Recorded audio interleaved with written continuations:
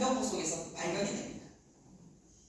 반세기가 지나고 2000년도에 들어와서 이 KBS가 발견한 건데요. 미국 태국 포로 수용소내에 조선인 위안부가 1500명 있었고 실제로 463명의 명단을 발견해요. 그런데 이것을 누가 기록했느냐? 미국 전략정보, 현재 미국 CIA의 전신입니다. 다 작성했다는 거죠. 그런데 극비로 채워서 역사 속에 은폐했고, 그리고 시간이 지나서 극비 문서에서 해제되어서 비로소 우리에게 왔다는 거죠. 근데 이 문서조차도 민간인의 노력에 의해서 발견되고 있다는 거예요. 자, 이 사진이 굉장히 많이 본 사진이죠. 그죠? 제가 앞에 4.27 얘기를 했습니다만은, 4.27 판문점선언 얘기했습니다만은, 이 일본군 위안부 문제는 또 하나 미국 시라는 게 있어요. 남북이 이것을 힘을 합쳐서 해결하지 않고는 안 됩니다. 왠지 아세요? 이 문제의 완전한 해결은, 인권 침해 문제의 완전한 해결은 사실 원상회복 조치가 이루어져야 돼요. 그 원상회복 조치란 건 뭐예요? 사실 13살, 14살, 15살도 돌려줄 수가 없잖아요. 그게 원상회복 조치인데, 일제 식민지 되기 이전에 일본 정부가 원상회복 조치라는 것은 우리가 식민지 되기 이전의 상황으로 돌려놔야 돼요. 분단되기 이전의 상황. 그리고 역시 여성들이 끌려가기 이전의 상황. 근데 기로노 할머니가 13살에 평양에서 끌려왔지만 지금 평양으로 갈 수가 없습니다. 저기 북에 살아계시는 217명 중에 많은 분들이 전라도, 경상도, 충청도, 수원이 고향인 분도 계셔요. 하지만 그곳에 살다가 고향을 그리면서 돌아가셨어요. 분단은 일본군 위안부 피해자들에게 원상회복 조치의 또 하나의 걸림돌입니다. 장벽인 거죠. 이 여성들에게 원상회복 조치는 이 분단이 무너지는 것, 없어지는 것. 그래서 집으로 예전처럼 식민지 되기 이전에, 여성들이 끌려가기 이전의 시대로 집에 가고 싶으면 집에도 가고 또 서울에 오고 싶으면 서울도 오고 하게 만드는 그 원상회복 조치가 이루어지는 것. 그게 일본군 위안부 문제 해결이죠. 그런데 이 사진에 보면 우리가 잘 아는 임신한 위안부가 있습니다. 박영신 할머니. 박영신 할머니 있어요. 내가 이 여성 맞소 라고 이야기를 하는 겁니다.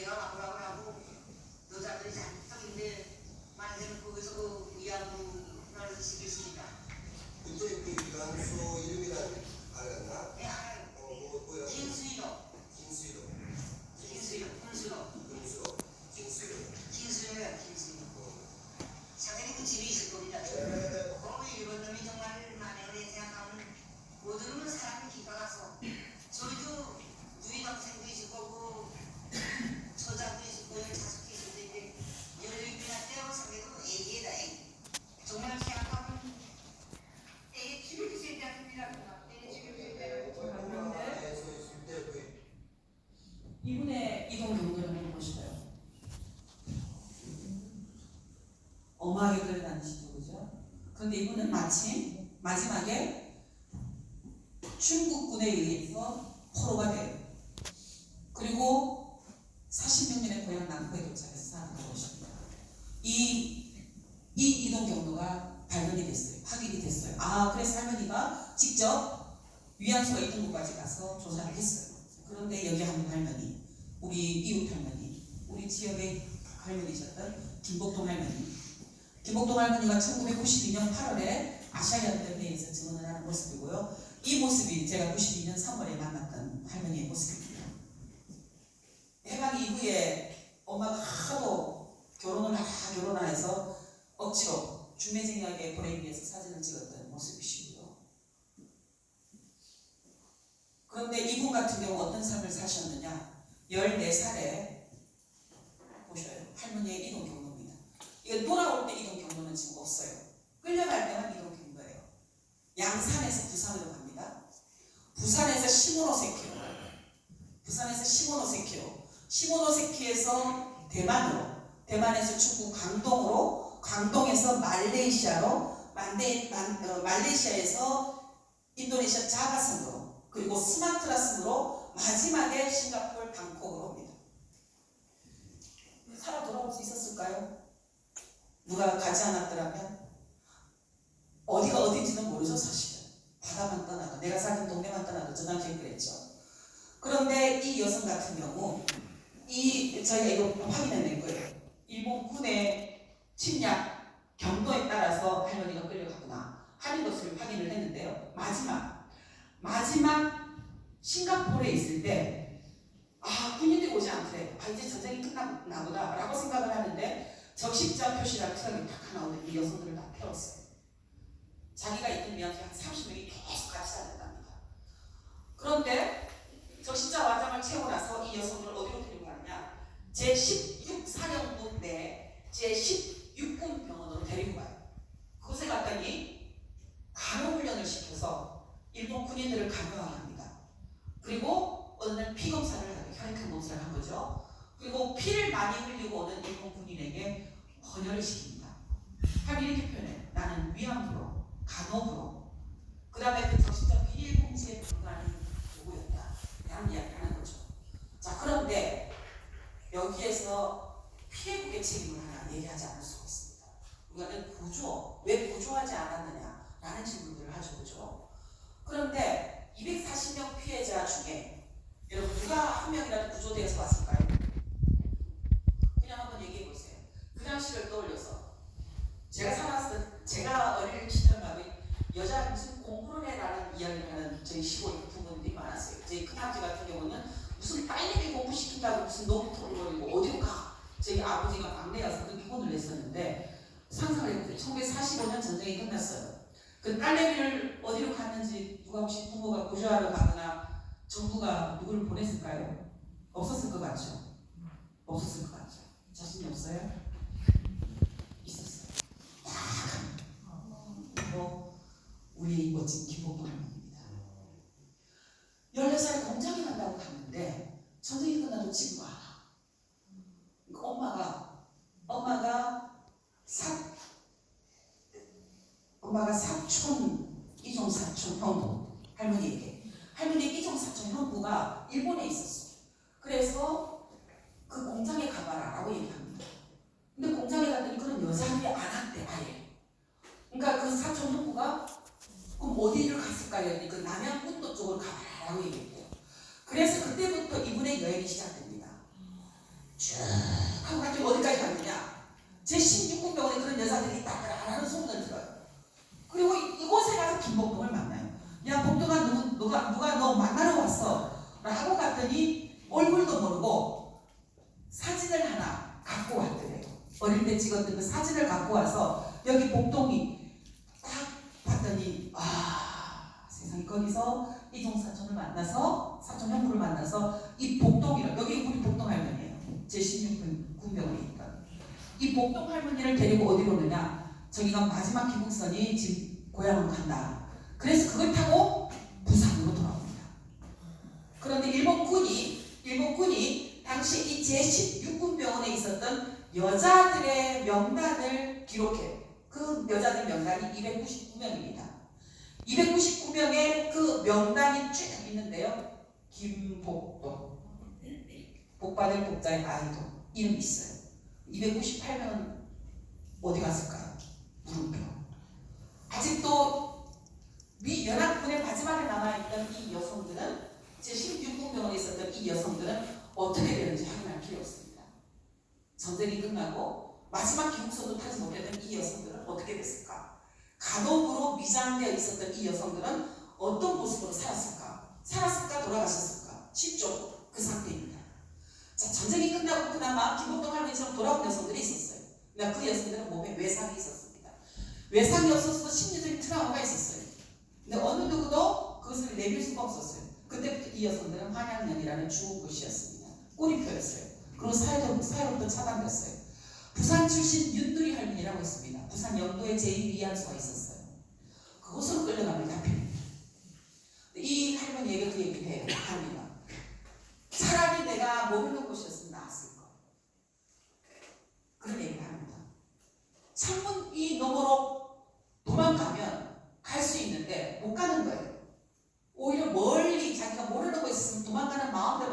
할 텐데 그곳에서 윤미래 할머니가 위안소 생활을 하다가 전쟁이 끝나고 해방되고 부산에서 살 수가 없었어요.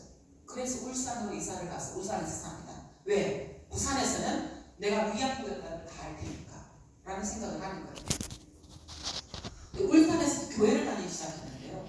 어느 날 교회를 딱 끊으셨어요. 무슨 왜 그래요? 그랬더니 교회 새벽 기도를 끝내고 딱 내려오는데 기남께서 두 권사가 자기를 향해서 수군덕수군덕 저 할매가 정신대가 하던 그 할매네 라고 하는 수군덕거리는 소리를 듣습니다. 그리고 교회 갈 길을 다 끊어요. 제가 할머니가 처음에 신고하고 나서 92년도에 할머니 집을 방문하면 한 번도 새벽 기도를 빠진 적이 없어요. 담배를 위안소 때부터 대부분 할머니들이 피셨기 때문에 아직도 제가 기억해요. 제 딸아이를 이제 딱 낳고 막 딸아이가 이제 인형하고 놀고 있을 때였는데 그때 남편은 깜방 속에 있느라고 아빠 노릇을 못할 때였어요. 그러니까 친정에 제가 딸아이를 데리고 있었을 때였는데 그 뼈가 까르르르 웃는 그 인형이 있었어요. 플라스틱 때문에. 그 인형을 사서 저에게 일부러 내려오라 그래서 왜 할머니가 오라 그러나 그래서 갔더니 그 인형을 준비해 놓고는 손녀 당신에게는 손녀니까 손녀 주라고 그걸 주셨어요. 근데 그날 밤 제가 할머니랑 하룻밤을 자는데 저는 새벽기도 피곤하게 하고 또 새벽기도까지 가야 되나 싶어서 잠을 자고 있는데 할머니가 새벽기도를 혼자 다녀오셔서 그리고 이제 속이 타니까 그날이었던 것 같아요. 담배를 하는데 푹하고는 깜깜하니까 담배불을 잘못 끄셨던 것 같아요. 약간 카페트 타는 냄새가 팍팍 뜨시더니 주여 용서해 주시면서 하시는 거예요. 담배를 피우면 죄인이라는 생각이 있으셨던 것 같아요. 술 담배를 드시면 아버지 주님 용서해 주셨어. 그 기억이 아직도 눈에 선합니다. 그렇게 할머니는 새벽 기도를 빠지지 않으셨던 분이에요. 그러나 결국은 그 할머니에게 종교를 뺏었던 건 누구냐? 한국 사회가. 위안부 피해자를 향해서 여전히 수군덕을 해요. 위안부 피해를 갔다고 나서 머리에 칼집으로 내리쳐서 맞은 흉터, 거부하다가 어깨가 탈골된 상태로 평생을 살아셨던 분, 아예 팔에 일본 군인의 이름을 문신으로 새겨서 목욕탕도 못 갔던 분, 북한에 계셨던 할머니 온 배에 아름다운 문신도 아니고 흉악한 문신, 칼자국, 담뱃불 지닌 자국을 보셔요. 담뱃불 지닌 자국 사이에 칼길까지 있어요. 온 몸에 점으로 문신을, 이건 고문이죠. 이건 문신이 아니죠. 문신을 이 정도로 이렇게 점점이 새긴다는 거는 이건 고문인 거죠. 이걸 그대로 평생 사셨던 분. 우리 무필계 할머니는 전쟁이 끝나고 반세기가 지나서 만났지만 여전히 밤이 되면 일본 군인들이 방에 들어오는 것을 보면서 도망을 칩니다. 몽유병 환자. 혹은 검찰들이 이걸 봤으면 치매 걸려서 아무것도 할 수 없는 할머니를 정력에 꼬셔서 윤미향에 꼬셔서 집을 하겠다. 아마 그럴 거예요. 우리 김원옥 할머니 머리입니다. 13살에 끌고 가서 술 취한 장교가 첫날 밤 들어왔어요. 옷을 벗기지 않으려고 몸부림쳤더니 칼집에 내리쳐서 8cm, 10cm 되는 흉터가 있습니다. 머리, 피가 철철 흐르고 그 상태에서 여성을 강간했어요. 이 여성은 마약 중독자가 돼 있었어요. 반세기 동안 마약 중독자로 사십니다. 이게 해방 이후에 피해자들이 고스란히 사적 책임으로 국가도 어느 누구도 가해자도 미국도 한국 정부도 돌봐주지 않은 상태 피해자들이 할 수밖에 없는 세상입니다. 다른 한편 어떤 세상이 벌어지느냐? 바로 과거가 답습이 됩니다. 반복이 되죠. 역사를 잊은 민족이 미래가 없다. 일본 얘기가 아니죠. 우리 얘기예요. 그거는. 그게 바로 오늘 그대로 드러나잖아요. 미국 기지촌, 여러분 저도 그랬어요. 미국 기지촌의 성매매 피해자가 된 여성들을 손가락질했습니다. 그죠? 양섹시, 양공주 등등 더러운 년 우리 어머니 아버지들 그렇게 이 여성들을 손가락질했어요. 그러나 누가 손가락질 받아야 됩니까? 이런 제도를 운영한 건 한국 정부였어요. 정부가 책임져야 되고요. 지금이라도 정부는 사죄해야 하고 배상해야 되는 거죠. 근데 피해자들이 소송을 하고 했지만 아직도 여전히 진실은 해결되지 않고 있고 정부는 배상하지 않고 있습니다. 자, 그리고 바로 이 문제. 왜 안 된 거지? 네.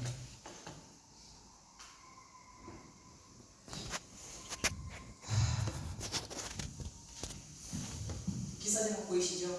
우리나라 기사입니다. 여러분, 기생파티를 기생강만 얘기하고 있는 거예요.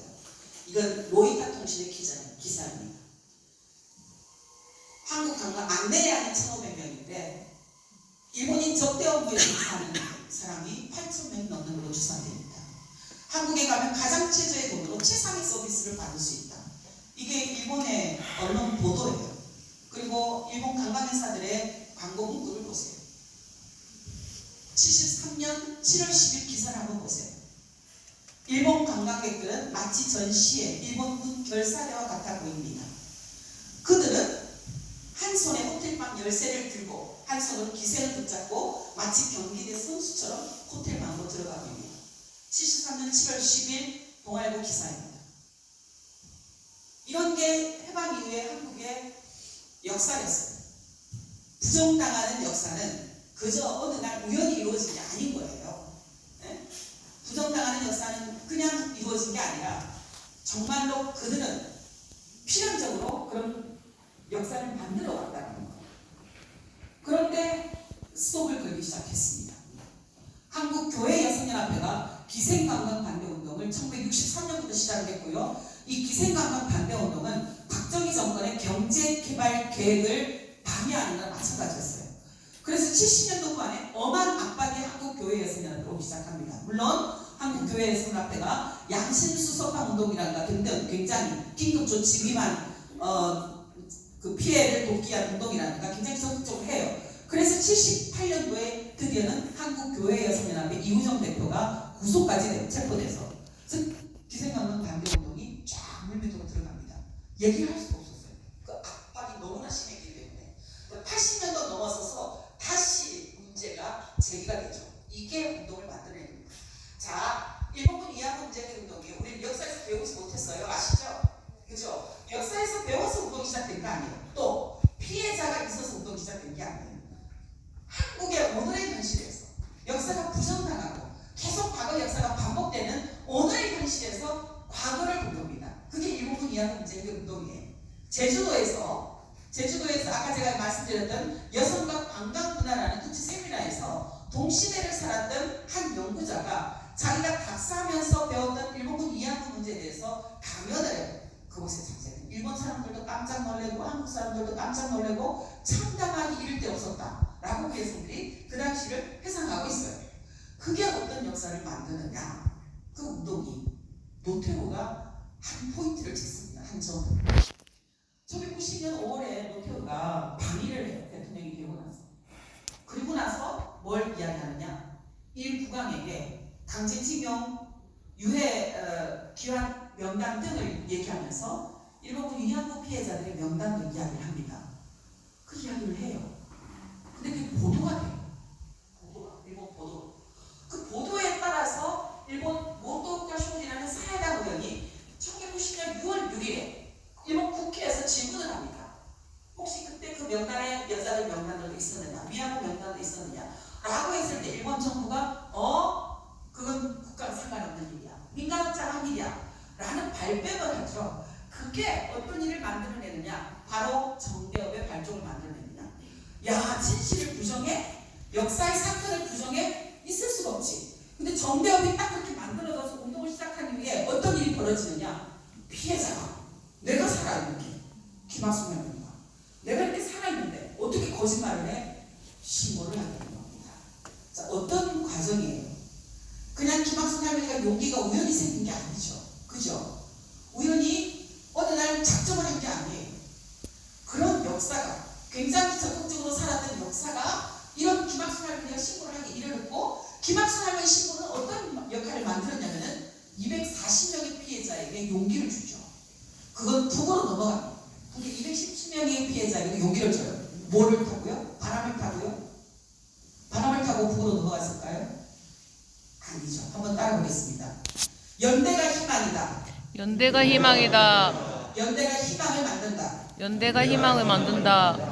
남북이 지속적으로 통일을 위해서 연대해왔던 그 운동 속에 위안부 문제를 함께 제기하고 싸우기 시작한 거예요.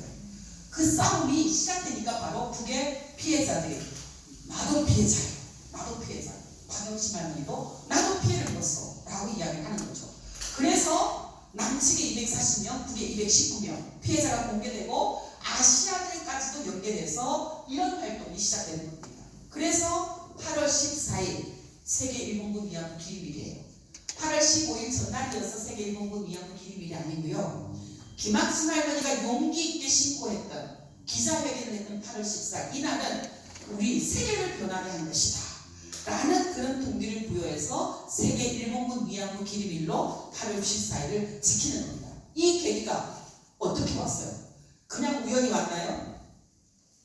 그냥 우연히 왔어요? 아니죠. 한번 읽어봅시다. 같이 시작. 희망은 우연히 찾아오는 기적이 아니더라. 네. 희망은 우연히 찾아오는 기적이 아닙니다. 적극적인 연대를 통해서, 적극적인 만남을 통해서 나 혼자가 아니라 나 혼자 포기하지 않고 싸워오는 것도 굉장히 중요하지만 같은 뜻을 가진 사람과 함께 손을 잡고 연대하는 것, 그것이 바로 남북이 연대하게 만들었고 아시아가 연대하게 만들었고 기적을 만들어 온 거죠. 그것은 곧 정부를 변하게 만듭니다. 1993년 3월 13일 피해자 지원법이 제정됐어요. 이거 모르셨죠? 그죠? 이미 이때부터 피해자들에게 정부는 매월 15만 원씩 지원을 합니다. 93년도에. 그리고 김대중 정부 들어와서 50만 원으로, 70만 원으로 매월 생활비를 지급했어요. 영구임대 주택 입주권 우선 줬고요. 뿐만 아니라 일시금으로 4,300만 원을 피해자들에게 신고를 하면 지급을 했습니다. 누가 만든 거예요? 바로 우리가. 피해자들은 우리가 만든 겁니다. 피해자에게 돈이 한 푼도 안 가는 게 아니에요. 자, 수요 시위를 시작했어요. 1992년 1월 8일부터 조금 더 적극적인 행위를 시작하는 겁니다. 거리에서 목소리를 내기 시작하고 그 목소리를 낼 수 있는 사람들을 함께 동원하기 시작한 건데요. 자, 한번 보시래요. 92년도 초에 수요 시위예요. 우리 김복동 할머니 표현한다면 청바지 꼴보면 이쁜 아가씨. 그날 보시면 피켓에 얼굴을 가리고 있습니다. 왜 그런지 아시겠죠? 지나가는 시민들이 저도 등골이 간질간질했어요. 저도 이렇게 서 있어서 메가폰을 잡고 일본 정부는 사자를 외치고 있는데도 등골이 간질간질한 저도 지나가는 사람들이 저 여자들 그런 여자들이래. 그 여자들이래. 수군덕거립니다. 당연히 카메라가 찍지 못하게 사람들이 보지 못하게 피켓으로 얼굴을 가릴 수밖에 없죠. 그런데 할머니들 포기했을까요? 정말이에요. 안 포기했습니다. 피해자들의 포기하지 않았던 역사가 바로 오늘 우리가 맛보고 있는 역사가 희망의 역사라서 그렇게 생각합니다. 우리 강경대 할머니 있어요. 강경대 할머니는 14살에 진주 중앙초등학교에서 근로정신대로 참석됩니다. 반장하고 강경경이. 그런데 공장에서 공부는커녕 어마어마한 비행기 부속품 만든 쇠를 깎는 일을 노동을 시켜요. 잠은 조금 재우고 그리고 주먹밥 3개. 그래서 도망을 시도를 합니다. 붙잡혀서 매를 실컷하고 또 일을 해요. 도망을 2번째 시도, 3번째. 도망간다는 정보를 이미 걔는 파악하고 트럭을 기다리고 있다가 그 반장하는 강경경을 트럭을 끌고 미안소로 내려갑니다. 포기하지 않았던 이 여성의 시도는 또 다른 불행을 만들기도 했어요. 그런데 해방 후에 이 여성은 포기하지 않습니다. 14살부터 끌려가기 때문에 담배를 폈어요. 제가 할머니에게 늘 부탁을 했어요. 할머니 담배 좀 끊읍시다. 우리 오래오래 운동을 담배 좀 끊읍시다. 여러분들에게 한 말이 답니다. 오래오래 그날을 보고 살아야 되니까 할머니 우리 담배 끊읍시다. 그랬을 때는 말했어요. 담배가 내 남편이고 내 자식인데 이것조차 어떻게 끊냐. 더 이상 뭐라고 할 수가 없었어요. 근데 이기적으로 끊을 수밖에 없는 시기였어요. 1995년 8월에 종합검진을 현대아산이 해줍니다. 모든 할머니들에 대해서 이미 폐암말기 판정을 받았습니다. 그래서 그때부터는 응급차를 타고 수요시에 오셨어요. 그래도 수요시에 오는 걸 포기하지 않으셨어요. 보셔요. 피켓으로 얼굴 가리지 않습니다. 얼마나 담배 92년도 모습. 90년 5월의 모습. 얼마나 당당한 외침을 듣고 97년에 돌아가셨는데요. 돌아가신 직전까지도 할머니는 뭘 걱정했느냐. 일본 시민들이 지금 아시아 여성 평화 국민 기금 그 미로금으로 이 문제를 해결하려고 한다. 내가 반대하는 일본을 가야 되는데 내 여권이 지금 유효 기간이 다 됐어. 그거 갖고 와. 계속 그거 갖고 병원으로 오라고 얘기합니다. 그러다 결국 돌아가셨어요. 그때 할머니에게 약속하죠. 제가 할머니가 하고 싶어 하는 거 그 못하신 거 제가 할게요. 다 내려놓고 편안하게 가셔요. 우리가 다 돌아가면서 이렇게 한마디 합니다. 눈물 한 방울 쭉 잊을 수가 없습니다. 그리고 하나님 떠나셨어요. 넘어가겠습니다. 이건 일부러 제 모습에서 보여드렸어요. 자, 포기하지 않았더니 뭐가 이루어집니까? 아스팔트가 평화가 됐습니다. 거친 아스팔트가 미안부는 부끄러운 여자라고 손가락질했던 그 혐오의 거리가 평화로가 됐어요. 저는 평화로는 우리가 말하는 우리가 30년 동안 운동을 하면서 만들었던 평화로는 행정적 구역의 평화로가 아니에요. 그 노가 아닙니다. 사람이 평화를 만들어가는 사람들이 가는 곳은 다 평화로다. 이 사람들이 파리에 가서 에펠탑 앞에 있으면 그곳이 평화로고, 일본의 도쿄 앞에서 그곳이 평화로고, 부산의 서면에 촛불 집회를 하면서 만들어지는 그곳이 평화로고, 우리가 사람이 채워지는 곳이 평화로다라고 불러왔어요. 수많은 사람들이 거리에 들어서기 시작했습니다. 수요일 12시나 되면 거기는 인종을 넘어서고 성별을 넘어서서 연령을 넘어섰어요. 그 일들이 누구로 이루어서 만들어지느냐? 함께 봅시다. 포기하지 않으면 이깁니다. 이깁니다. 피해자들의 포기하지 않은 역사가 이 길을 만든 거죠. 그때부터 지원 활동이 시작되고요. 지원 활동 일부러 제가 조금 검찰의 공격 때문에 그것도 여러분들이 아셔야 될 것 같아서 피해자들에게 한 푼도 우리는 받은 적이 없다라고 하는 기자회견부터 시작됐기 때문에 그동안 정대협이 얼마나 지속도 이거는 그대로 할미들이 현금으로 드리는 돈입니다. 92년도에 250만 원 모금하느라고 진짜 정신된 양말도 팔고요. 별별 짓을 다 했어요. 그러나 그 모금된 것은 경상도 10원도 안 됐습니다. 저희 인건비도 여기는 안 됐어요. 제가 이때 30만 원 인건비 받을 때였는데요.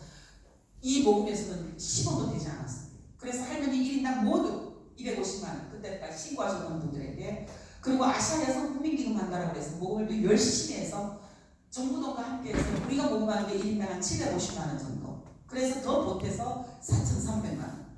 그리고 2015년 한일합의 때 화해치유재단을 세워서 1억씩 준대. 그 거부하는 분들이 계셨어요. 거기에 우리 할머니도 포함되어 있었어요. 1억씩 모금을 해서 드립니다. 모금을 하느라고 진짜 어마어마하게 힘들어서 했어요. 하지만 그런 활동을 거쳐서 피해자들이 안정감 있게 활동을 시작하는 겁니다. 왜? 재정적인 궁핍함을 극복하고 생활에, 자 여러분, 빵이 없는데 장비만 요구할 수가 없잖아요. 그죠? 빵과 장비가 동시에 충족돼야 되잖아요. 그래서 저희가 운동에서 특별하게 그거였어요. 빵은 법으로, 그리고 민간 지원으로, 장비는 우리의 운동으로, 그리고 마찬가지로 정부의 인권 외교로 이루어져야 되는 것이다 라는 것이 운동이 녹여져 있는 거죠. 지역사회가 공동체 이름으로 드디어 피해자들을 함께해서 운동하기 시작합니다.